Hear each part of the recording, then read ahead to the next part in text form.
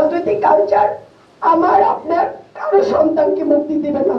তা আপনাদের কাছে অনুরোধ, এই রাজনৈতিক কালচারের যারা এই রাজনৈতিক কালচার নিয়ে এসছে তাদেরকে আপনারা প্রতিহত করেন। আমি পাশে বসে আঙ্কেলের সাথে একটু কথা বলছিলাম, তো আমার ভেতরটা এত ভারী হয়ে গেছে যে দুটো শব্দ বলার মতো অবস্থা আমার নেই।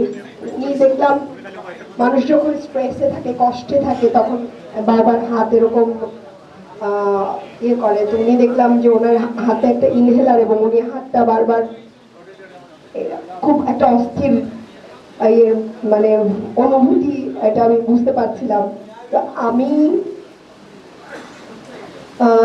এই যে 24-এ এতগুলো মানুষ জীবন হারা হলো, এতগুলো মা বাবা পিতৃহারা হলো, এটার বিনিময়ের কথা ছিল এখন রাষ্ট্রটা এমন সুন্দর একটা রাষ্ট্র হবে যেখানে আর কোনো পিতা মাতাকে আর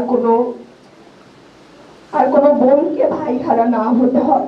কিন্তু আমরা দেখলাম গতকালকে হবিগঞ্জে ঠিক জুলাই আওয়ামী লীগ যেভাবে আমাদের ছোট ছোট ছেলে মেয়েদের ভাইদেরকে অন্ধ করে ফেলেছে, ঠিক একইভাবে হবিগঞ্জে একই সন্ত্রাসী, রাজনৈতিক সন্ত্রাসী বিএনপি ছেলেরা আমার আর একটা ভাইকে চোখটাকে তার নষ্ট করে দিল।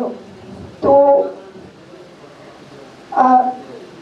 ওনার পাশে দাঁড়ায় আসলে আমি ওইটাই ভাবছিলাম যে আমরা যে পরিবর্তনটা চেয়েছিলাম, যে পরিবর্তনের আশায় ঘর সংসার, ঘর ছাড়াই আমরা যতই বলি, এই যে কতদিন ধরে আমরা ঘর ছাড়া পথে পথে ঘুরি, মানুষের দ্বারে দ্বারে যাই, যে সংস্কারের কথা বলি, বিচারের কথা বলি, তো এই জায়গাটায় যে পরিবর্তনের আশায় আমরা একটা সরকার এসছে বাংলাদেশে, সেটা হলো না।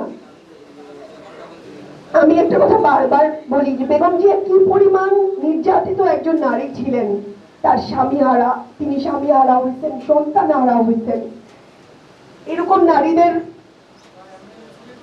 একজন ছেলে, এরকম একজন নারীর ছেলে তিনি আজকে সরকার গঠন করেছেন এবং এইরকম সন্তান হারা পিতা বোন তাদের রক্তের উপরে দাঁড়িয়েই সরকার গঠন করেছে। কিন্তু আজকে তার সন্ত্রাসী দল আবারও ছেলে মেয়েদের, সে যে দলেরই ছেলে হোক, যে কারণেই হোক, আবারও এমন একটা রাজনৈতিক সংস্কৃতি তৈরি করছে যেখানে আপনার আমাদের সবার ছেলে মেয়েরা আবারও তারা ঝুঁকিতে পড়ছে।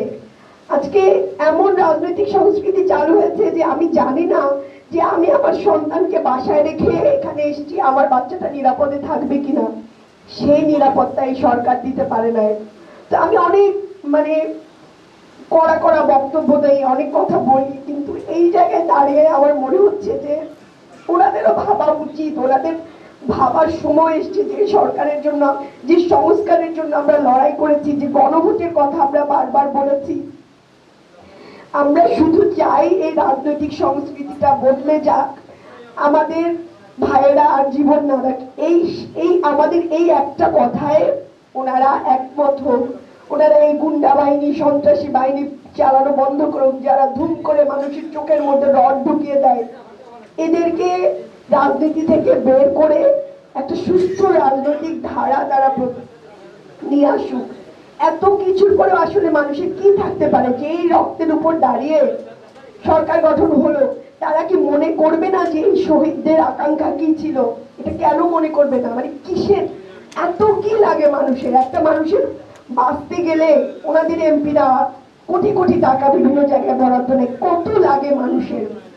আমি অনুরোধ করব যে ওনারা যেন এই অন্তর থেকে অনুভূতিটা নেয় এবং যেই ছেলেটা আজকে চোখ হারাইছে, তারেক রহমান যেন সেই ছেলেটার দিকে তাকায় এবং তার মেয়েকে চিন্তা করে তাকায় যে তার পরিবারও সেফ ছিল না, এই রাজনৈতিক কালচারে তার পরিবারও সেফ ছিল না, তার মা জেলে ছিল। এই রাজনৈতিক কালচার ভালো কিছু নিয়ে আসবে না। এই রাজনৈতিক কালচার আমার আপনার কারো সন্তানকে মুক্তি দেবে না। তা আপনাদের কাছে অনুরোধ, এই রাজনৈতিক কালচারের যারা এই রাজনৈতিক কালচার নিয়ে এসছে তাদেরকে আপনারা প্রতিহত করেন এবং তাদেরকে আর স্পেস দিয়ে না এবং এনসিপির পাশে থাকেন আপনারা। আমরা আপনাদেরকে সেই রাজনৈতিক কালচারটা দিতে চাই যেটার মধ্যে কেউ কারো সন্তানকে হত্যা করে না, কেউ কারো চোখ গলিয়ে দেয় না রড দিয়ে।